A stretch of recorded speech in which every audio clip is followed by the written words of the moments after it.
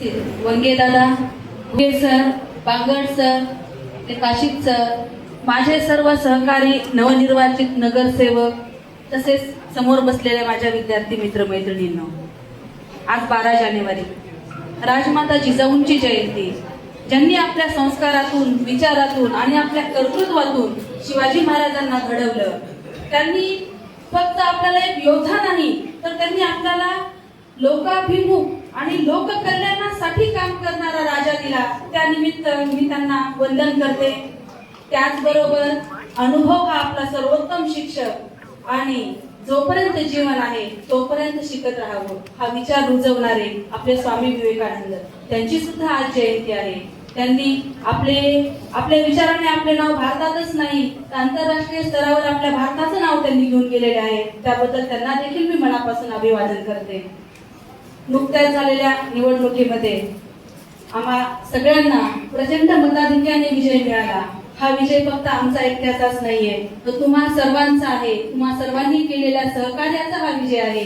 त्यामुळे मी तुम्हा सर्वांचे आभार देखील या ठिकाणी व्यक्त करते. माझ्या समोर माझे छोटे छोटे मित्र मैत्रिणी बसलेले आहेत, जास्त नाही बोलणार आहे, पण तुम्हा सगळ्यांना फक्त माझी एकच विनंती आहे की क्षणशः कणशश्चैव विद्यामर्थांचे साधये, क्षणत्यागे कुतो विद्या, कणत्यागे कुतो धन. एकेका क्षणानं तुम्ही विद्या मिळवली पाहिजे. एकेका क्षण छोट्या छोट्या बचती म्हणून तुम्हाला धन मिळतं. तुम्ही जर एक आपल्या आयुष्यातले क्षण वाया घालवला, वेळ वाया घालवला, तर तुम्हाला विद्या मिळणार नाही आणि बचत केली नाही तर तुम्हाला धनही प्राप्त होणार नाही. त्यामुळे वेळेचं नियोजन आपल्या आयुष्यामध्ये शिक्षण घेत असताना खूप महत्वाचं असतं. खरं तर तुम्ही सगळेजण खूप भाग्यवान आहात, तुम्ही या शाळेमध्ये शिकता आहात. कारण मी मागची 20 वर्ष झाले इथं परळीमध्ये आहे. माझे मुलं देखील याच गावात शिकलेली आहेत.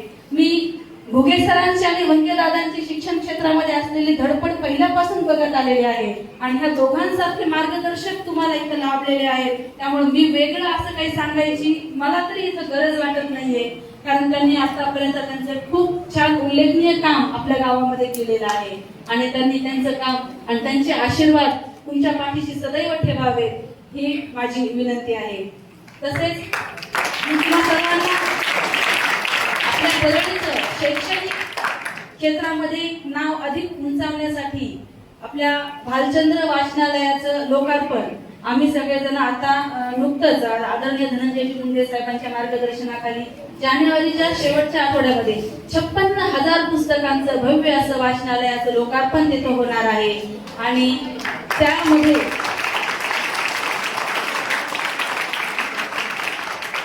वाचनालयामध्ये एक स्टडी रूम असणार आहे आणि तिथे एक मार्गदर्शक देखील तुमच्यासाठी नेमण्याचा आमचा सगळ्यांचा संकल्प आहे, जेणेकरून तुम्हाला पुढे जाऊन कोणतीही स्पर्धा परीक्षा द्यायची असेल तर कोणत्या स्पर्धा परीक्षेसाठी कुठलं पुस्तक वाचायचं याचं तुम्हाला तिथे मार्गदर्शन मिळेल. त्या वाचनालयाच्या वरच्या फ्लोअरला एक सभागृह आहे, त्यामध्ये करिअर गायडन्स प्रोग्राम तुमच्यासाठी ठेवले जातील आणि तुम्हाला तुमच्या करिअर निवडण्यामध्ये मदत देखील होईल. कारण आम्ही सर्वांचं असं म्हणणं आहे की विद्यार्थ्यांमध्ये केलेली गुंतवणूक ही आपली भविष्यामध्ये केलेली गुंतवणूक असते. त्यामुळे तुमच्या सर्वांच्या सर्वांगीण विकासासाठी जेव्हा केव्हा जिथे कुठे आम्हा सर्वांचं सहकार्य लागत त्या ठिकाणी आम्ही कायम तुमच्या सोबत असू हे आश्वासन मी तुम्हा सर्वांना देते. आणि हे सर्व करत असताना तुम्हाला वंगे दादा असतील किंवा भुगे सर असतील या सर्वांचं मार्गदर्शन आम्हाला कायम मिळत राहो ही विनंती मी त्यांना करते. धन्यवाद.